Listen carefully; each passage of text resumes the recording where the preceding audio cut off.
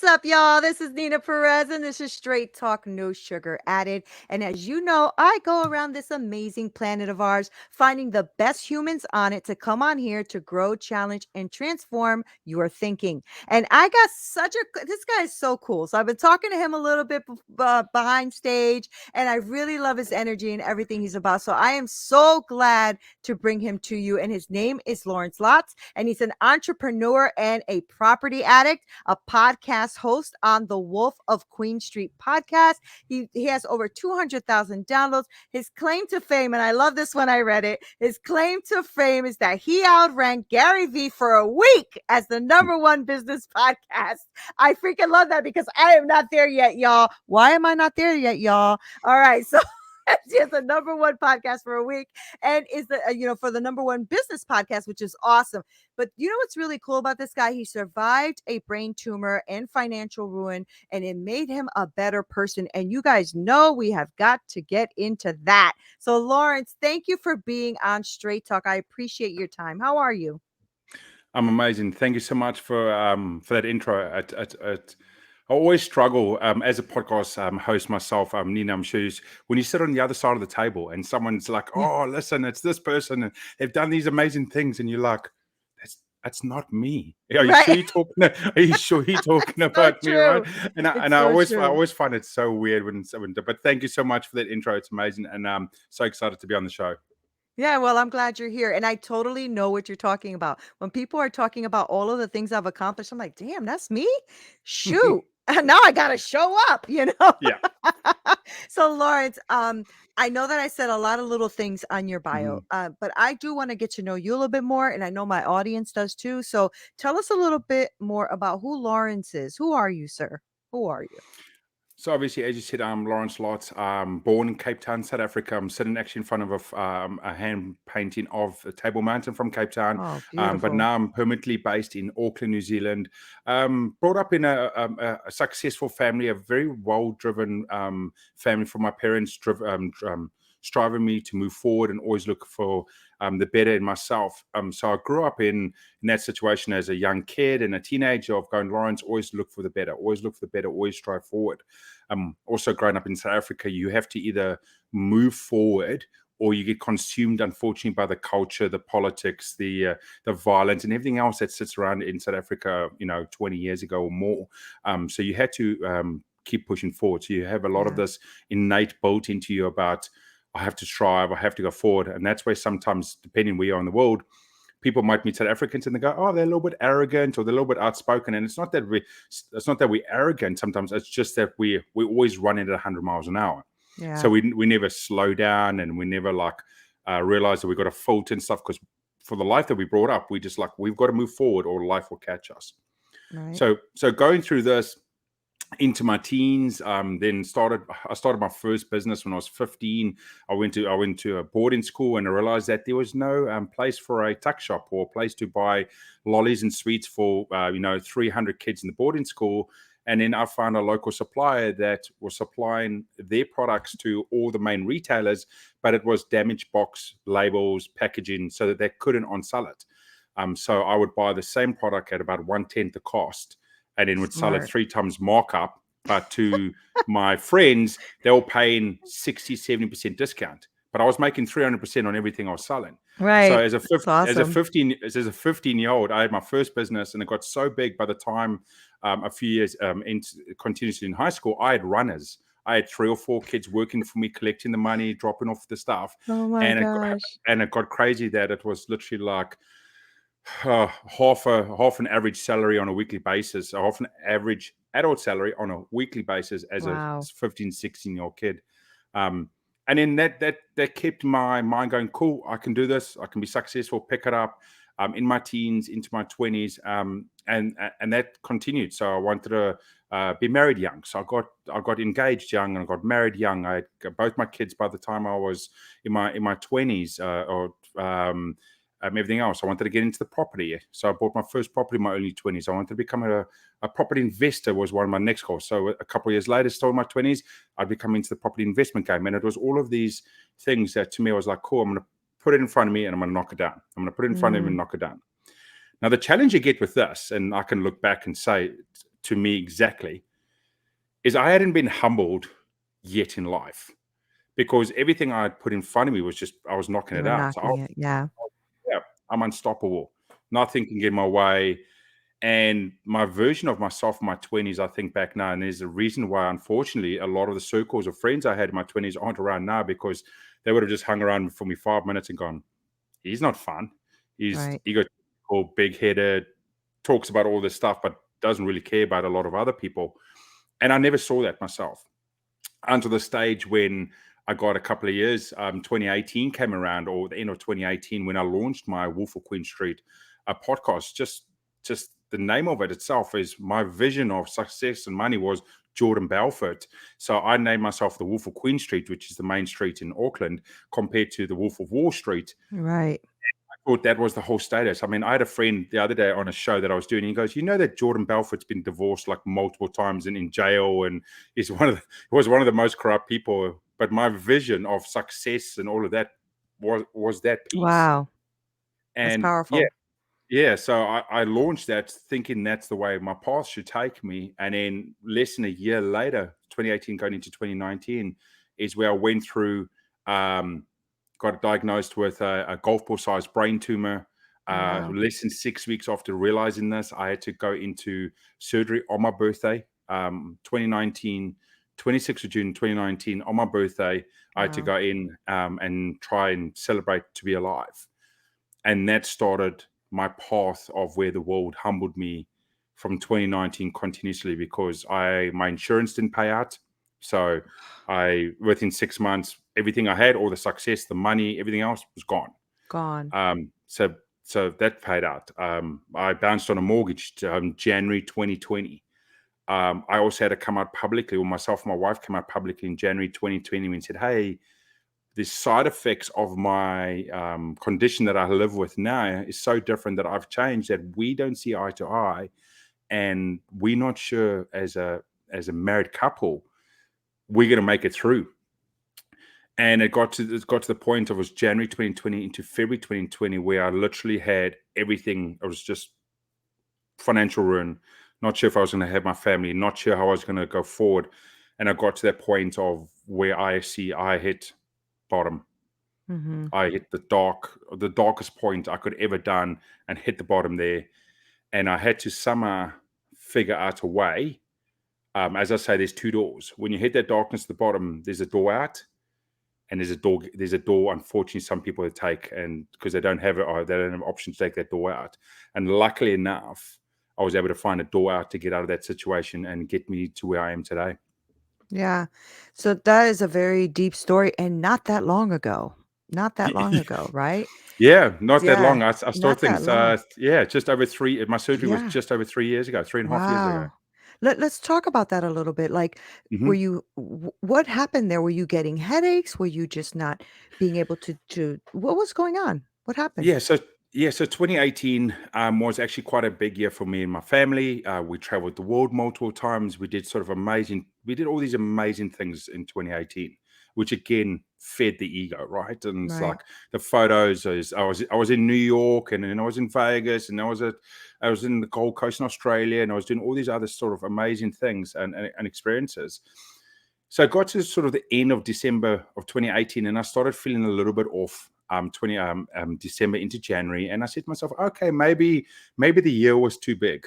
I was like, maybe I'm partially hungover from the year that I've just had, and I Right. wasn't feeling all good there. My energy levels were a bit waning. I wasn't feeling to go exercise or train, and I just felt a bit off. And us males, um, me putting my hand up and acknowledging, and it's a major issue we have, is we don't like going, hey, something's wrong.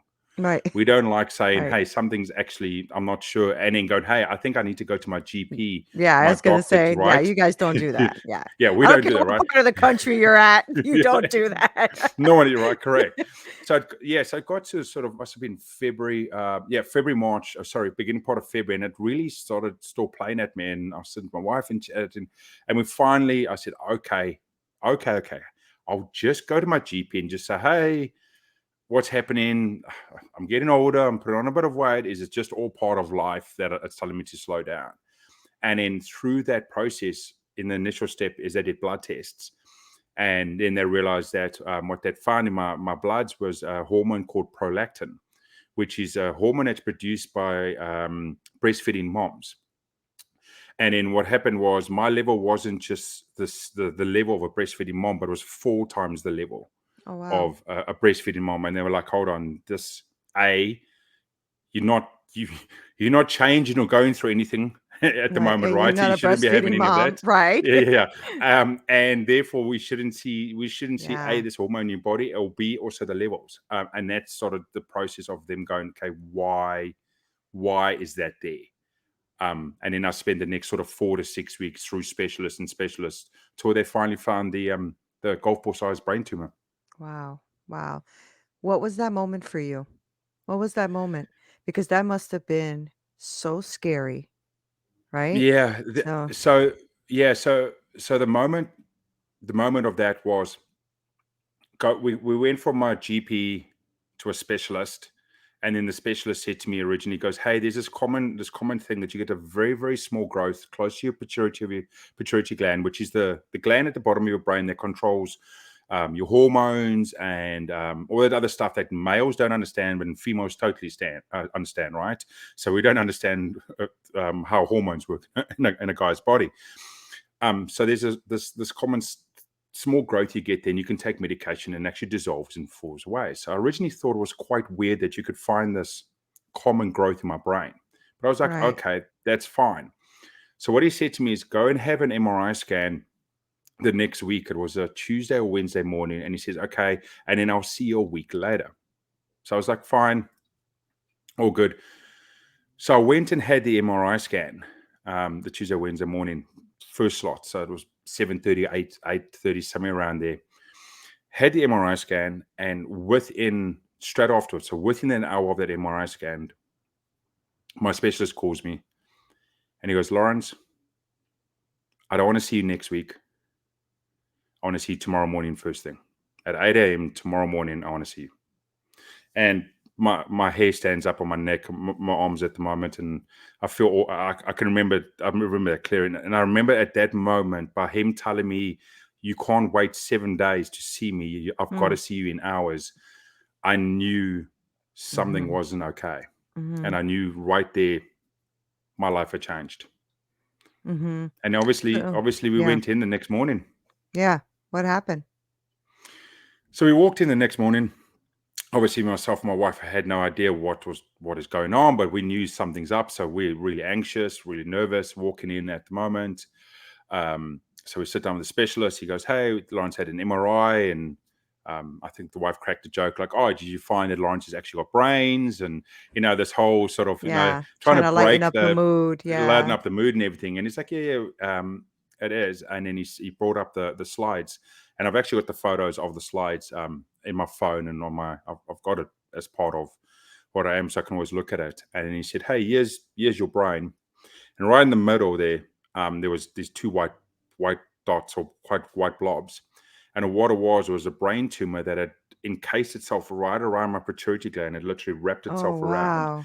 wow. And like I said, it was a golf ball size, or let me say, at that stage, they said it was a golf ball size. That actually ended up being bigger, and it was right around the pituitary gland. It was pushing against my optic nerve and against my carotid artery running in the back, through the back. Carotid arteries, to anyone that knows horror movies, will be well aware of that.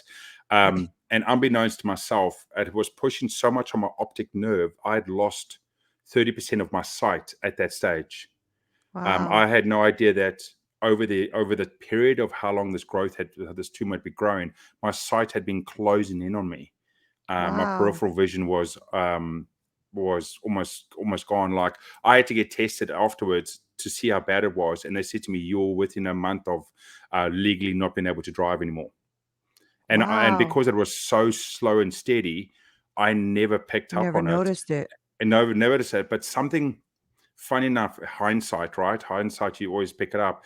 I'd been struggling that year with a lot of neck pain and shoulder pain. And when I look back, the reason was when I spoke to them, they said what it was is because I'd lost all my peripheral vision. So imagine all that. Instead of me being able to naturally see something, I actually had to turn. Turn. So all of a sudden, I had to turn more or use my body more and because I couldn't see as much as I was used to seeing. Right. Isn't that interesting, right? Like the little subtle things that happens that you don't even recognize you even Hmm. do as a habit. Like it's when you like have an injury, right? Like say you have Hmm. an arm injury and you're constantly now using your other arm and not Yeah. realizing that you're doing that. So that must have been a really scary moment for you and your wife. Because you don't know what's next, right? You don't know what's next. Did you have to go into surgery right away? A couple of weeks later, yeah. So at that moment, when they mentioned that, there was the moment where someone said to us, "We don't know." Where I realized I don't know where I'm going to be next month, next week, Right. next year. There was that sort of realization, and unfortunately, again being male, and also because it moved so fast, I was exceptionally bad at communicating how I felt and talking about it. So my wife went through all of these, all these emotions, and I literally just kept quiet. Mhm. And I was like, I'm fine. I just kept quiet. And and you want to know the funny side of it is she normally watches most of the interviews I do because then she can pick up what I'm feeling through the interviews or what I Oh, talk about. wow. And that's how she learns. Because again, us males, I'd rather talk to a camera and go, hey, by the way, this is what's going on, Yeah. than actually in front Yeah. of someone going, hey, by the way, this is what's going on. So again, it's a male issue which I'm trying to help resolve it within myself and also help other male community members out there as well. But we waited a couple of weeks, and the reason why we waited a couple of weeks was the best surgeon in the country was on leave for a few weeks. And he could pick me up on the first day back. He could do me. So I could either go straight away into surgery, into, let's just say, sort of someone top 10, or I could wait another 2 weeks and get the best surgeon in the country. So Right. I spoke to my Right. specialist and he said, hey, we got to move quickly, but 2 weeks is fine, or 3 weeks is fine. You can wait to get that specialist. Yeah. And, all went well? Did all go well? Did they take it all? Yeah, yeah. So all went as best as it could be. They took it out. It was actually larger than a golf ball at that stage. They had to remove my pituitary gland, so Wow. I can't regulate my own hormones. Sort of the side effects from coming out of it is and it's stuff I'm still learning at the moment. And this is a lot of the stuff that triggered why I became a different person to my wife and things like that. Is I will have I'll have very manic, almost manic depressive days or time periods. So I'll have days where um, I'm angry. I can't talk to my family. I can't talk to my kids. I just can't see eye to eye. Right. I've got other days where I can't get out of bed. That I just literally, I'll say to my wife, she knows, and I'm like, hey, I'm done for today. It'll be like 7 or 8 o'clock in the morning. I'm like, I'm not going anywhere today, and literally, I'll stay in bed till the next day. But then the next Wow. day, I'm perfectly fine. But I go through these cycles as sort of the side effects from that. And it just comes and goes. And the joke of it was, one of the conditions my insurance didn't pay out was they told me that I'm healthy and I've got no problems the rest of my life. And I was like, well, I might disagree. I might disagree with you on that one. Yeah, like, hello, the brain. It was the brain, right? Yeah. It's not like they took a lump out of your arm. I mean, Hmm. the brain affects a lot of our lives, right? And especially when you're tampering or tinkering with the brain, anything can happen. Yeah. I didn't even know you can live without a pituitary gland. I didn't know that. Yes, So yeah. So you have to obviously be medicated. yeah. So like afterwards when it happened, there's like a list of hormones your body needs to produce. Depending on your age, your gender, and what you want to achieve at this stage of your life, they go, cool. These are the six most important. These are the three not most important items, and so forth. And then you can take medication for each one of those. But the joke of it is that the medication for the items on the top negates the stuff at the bottom. So literally, Mm, like you can't have it all.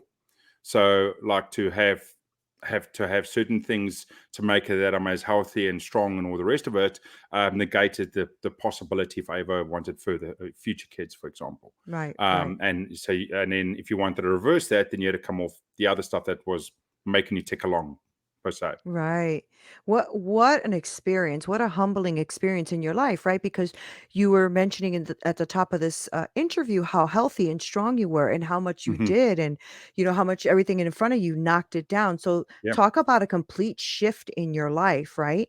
Now you did mention something where you said I was in a dark place and I Hmm. saw a door, right? So Yeah. talk to me about that. What was that door? What was that light that you saw that Mm. made you decide to start thinking about life differently? So yeah, so my surgery was June. I was recovering all the way through 2019 to the end part of 2019, and this is when it came into sort of January 2020, where bounced on a mortgage, came up publicly with myself and my wife, and and it got to that point where I couldn't see a way out. I don't know how we are going to pay bills the next week or the next month. I don't know where to go from it. And at that stage, I remembered. So what I say to a lot of people is, in the darkest, when you're in your darkest moment, if you're Mhm. willing, if you're willing, you will see the smallest glimmer of a light. If you're willing and you're looking for it.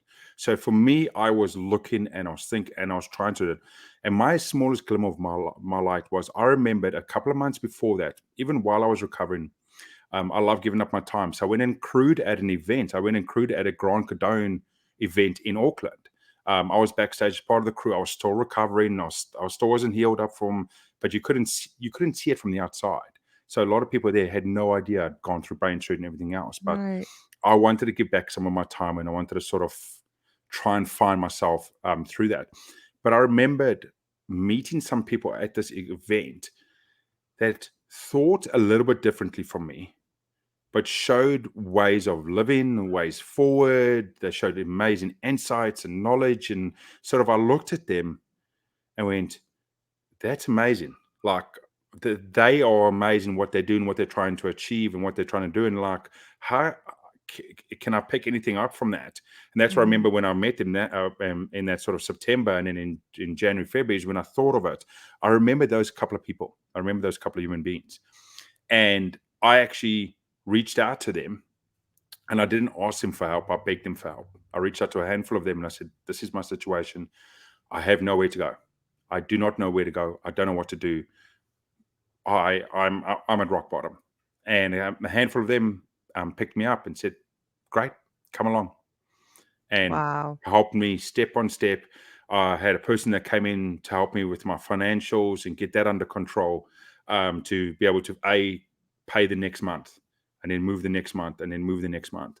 I got other people that came in and just sort of helped me and centered me, and had to keep knocking me. I still had a bit of the, hey, I'm unstoppable. So sort of had to try and center me more to understand what was important and work through all of that sort of 2020, to Wow. get to sort of the model where I am today. And they all part of my circle right now, and they're literally part of my brand and further that I introduce people into. Because in my darkest moment, obviously I had my family and everything else, but in the darkest moment when I needed a mentor or someone in the business, or someone in that side, these are the people that that were helped me when I had to, and I begged for it. You know what's so powerful about that is the community, right? The fact Hmm. that, and I hope that people who are listening who are struggling realize that there are people out there that really do want to help because we're not alone, right, Lawrence? We're not alone. And for you to actually look at that and say, let me reach out to them. I'm not going to ask, I'm going to beg for them to help. Hmm. But it also shows character on their part because if they were at this event, right? At the Grand Cardone event or these events that you were at, they Hmm. were there to impact lives. This Yep. was you calling them at their Hmm. game, right? Yeah. This was you saying, "This is what I heard you say. Are you Hmm. this person?" Yep. Right?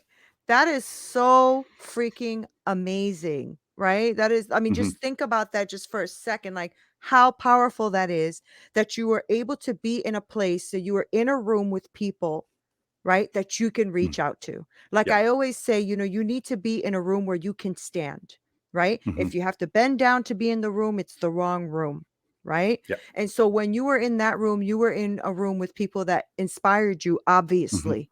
And were Yep. also there, even though they weren't there physically at that darkest moment of your life, they were there, right? How Hmm. cool is that, Lawrence? So then tell me now about what that means for your brand, right? So you said they were an intricate part of pulling you out and building that brand that you're building today. So talk to me about that brand. What is that? So obviously, the Wolf of Queen Street, the brand itself went into before this situation was the Right, podcast brand and wanting to interview the best entrepreneurs in the world and learn the secrets. But in the back of my mind, it was like I wanted to learn everything and I wanted to grow and be rich and famous and all the rest of it. And it was that whole me situation until I went through 2019 into 2020 and realized that hold on, it's not about me. All the money and success in the world wouldn't have changed what happened. I wouldn't right, have not had a brain tumor. I would have not had all of that stuff. And now thinking about it is if I've gone through it and I believed I had a bit of luxury and a bit of stuff in front of me, what about the people that don't? right, What about the people that are fighting day to day? How do they get the support? How do they get what they need to do? So I went in with my brand. I went to sort of a refocus within it. Within it, still its niches. So my niches are property, social media, and business. So I either, depending where you've seen my brand over a period, I might focus a 3 to 6 months on the property market and get into the property game, or I might focus a 3 to 6 month on social media, whether it's launching Instagram or getting monetized on YouTube and all the rest of it. But it came in the circle of I wanted to do this, and I wanted to do this for the community out in the world, or whoever wanted it. As I see a lot of people out there at the moment, they're like, "Cool, we want to change the world. We want to change 1 million lives." And I can tell you, I went to the situation that some people changed just me as one person's life. right, right, And my mentality now is in the sense of I'm just trying to go out and change one person's life right. at this moment in what they need. And sometimes it might not even be within my pillars, but someone might reach out because they've seen me on another show and go, "Hey, Lawrence, I'm really struggling at the moment." I've had people off the back of other shows that have struggling with mental health, or they're struggling in a financial hole, and we'll have a chat and a discussion. And what I'll do is, because I was given the privilege of a powerful network that saved me, anyone that's within my network becomes I willingly share that to someone that comes to me. So That's someone says, really "Hey, I great. need help in this and that." I'm like, "Great." The best person I would call if I had a call that in my situation is this person. So call them today and say, "I sent you," and they'll look after you. So I have built the brand in 20 to a strong point around those 3 pillars. Socially building up largely my brand, but also taking on and clients that obviously in the New Zealand market. I want to get in the property space. We've got one of the hottest markets, overpriced markets, most unaffordable markets. So how does the mom and pop, the person at the top of the hill can always afford it, but how does the mom and pop afford it? Right. I've come in there and again been humbled and trying to give back to the community that I should have paid more about is most of the companies play in sort of 20 to 30 grand space. So they'll charge a client what the services I offer at 20 to $30,000 to do those services. And for 2022, I made a decision in 2022 and the first of January that I will do those services at no cost. So I'll save Wow, my that's clients powerful. $30,000. Um, Mhm. and as much as I'd love to take it into 2023, or what I've done is I'm having to help build the brand bigger and also cover some of my time. I'm Yeah. just launching a very exceptionally low ticket price to still get access to me of 200 New Zealand dollars a month, or it's about 100 and change USD to have access to me as much as you want. As much as you want to phone me and email me and mentor you and take you through each one of my pillars or each one of my courses, that's all that is a necessity to allow my brand to build bigger, and also to allow some people just to see it more seriously as they move along as well. Yeah, but it's also a way for you to serve and pay back, right? Hmm. Because people served you. And Yeah. because people served you, I think it just really humbles us as people, right? Hmm. When we're not like able to go out and do everything ourselves because we're all that, when we get humbled, it does something to you in a good way. It Yeah. really does. I think just, going through those experiences that make you humble is probably the best gifts in our life, Uh, right? It, it is. And then there's a little thing I say to it is that I wouldn't change it. Look, it sucked and was horrible. I wouldn't change it to where I am today. But the big thing is to anyone that's out there at the moment consuming this content is don't wish that on yourself though. Right, of course. Don't wish to be humbled. Right. I wouldn't wish Yeah. that darkest moment. I wouldn't Yeah. wish on anyone in the world. I am grateful that it happened to me and I got out the other side and I am where I Yeah. am today. But I do not wish it on anyone. So don't sit there and go, okay, the world's going to humble me and I'm going to come out as this better human being and I'm going to save the world and I'm going to do all the rest of it. You can do that right now. I was just gonna say You that. can Yeah. you Yeah. can make those steps and become the biggest version of yourself. And the way I explained it was before my brain tumor, I was on the top of the mountain looking down at people. Now I stand at the bottom of the mountain and I try and push people to the top. Right. And I no longer want to get to the top of the mountain. I do not want to be the person on the top anymore. And Right. that's the pivot that I got. So Right. my clients or the people that I help, and I make this joke that in 2 years' time, I want to look at them as my inspiration. Right. I want my people that I'm trying to help to be further down the path and bigger than me because that's what they deserve. I had my time Right. and I had my party. I had my fun. Now's my Right. time to hopefully allow other people to have their time. Yeah, what it feels like to me is a pay it forward type of Mhm. behavior from you, right? An attitude from you that is like, you know what, somebody came to me when I was in my need, and I'm now gonna Mhm. come to you when you're in yours. And I think Yep. that's just the beauty of life. And honestly, the reason why I do this podcast, because I Yep. really do want to impact lives, and I do it one at a time, just like you said. Mm. Because you know what, Lawrence? They impact you even if you were the one, right? Yeah. But think about you now wanting to impact so many, right? Or wanting to Mhm. impact even the one. That Yeah. is already shifting somebody's life. So imagine that one person who impacted you is actually impacting two or three or a Mhm. 100 or 5,000 or Yeah. whatever it is. And if we just focused on the one, we would go further than we think, right? It's like 100%. aim low to gain much, right? And I think that's a 100%. that's beautiful. That's just absolutely beautiful. So I do have a personal question though. You Yep. ready? Okay. Go for it. How are you and your wife? Everything good? We're good. Ah, We're good. As good yes. as good Woo! as look. Let's say as good as any couple can be. Right. Yeah, I that's still I good. still I still have my moments. That's good. No, that's good though, because I mean, that's a struggle, right? I think that's Hmm. another thing that people maybe don't think about, like, oh, Lawrence went through so much, but so did the family. Yep. So did the family, right? Your wife, your kids. How old are your kids? Hmm. Daughter's 14 and my son's 11. Okay. So yeah. So So yeah. yeah, so they were So that old enough also to see you going through this. Yeah. Yeah, it's one. It is one of. It has become one of the pieces of working through that. Mhm. Again, adult to adult, there can be that understanding and realization. Young kids, it's a little bit different. Yeah. The energetic, happy, continuous, always happy. That was the joke. I was always happy before that, and now because of this, I'm partially happy. Let's say Right. that, Right. right? So understanding how, hey, that is not feeling good today, or giving me space and trying to teach them to understand their boundaries while they're trying to learn as young kids and young teenagers Yeah. their own boundaries. And now Right. there's almost like another situation in the household. They've got to do that as well. Right.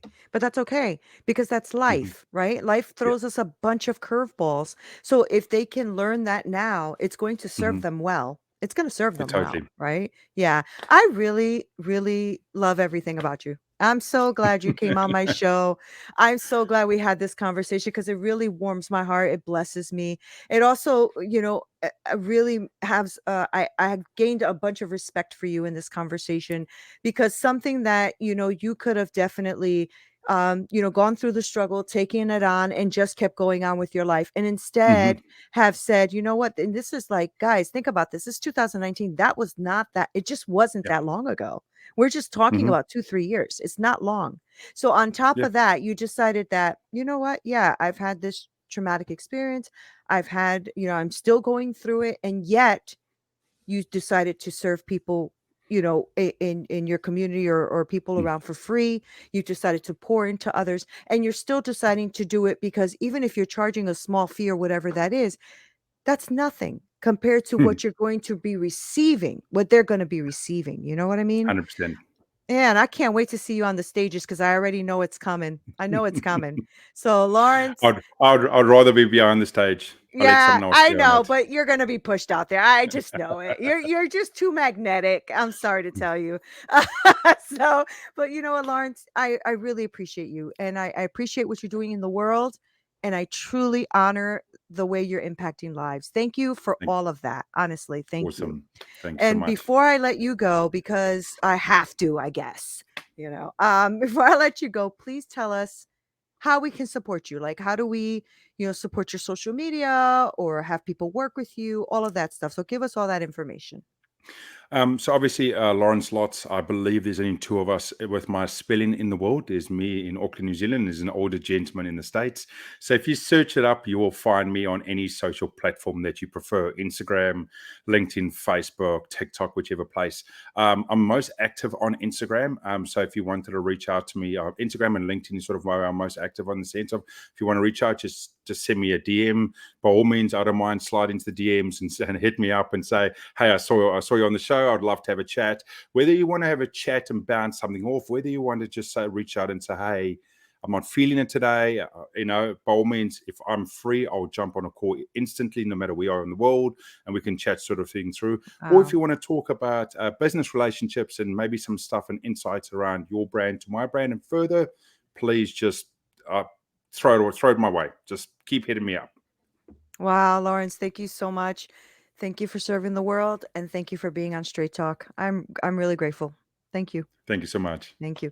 Guys, I know you love him, right? I told you. I knew that this guy would be absolutely amazing. I love his story. I love everything about him, his energy, the whole thing. So make sure you guys hit him up. I'm going to put all of his stuff in the show notes so that you know how to reach out to him. I just can't tell you how blessed I feel when I have these kind of conversations with amazing humans. So thank you guys for always being here and supporting. I love you so much. This is Neena Perez, Straight Talk, no sugar added. Until next time.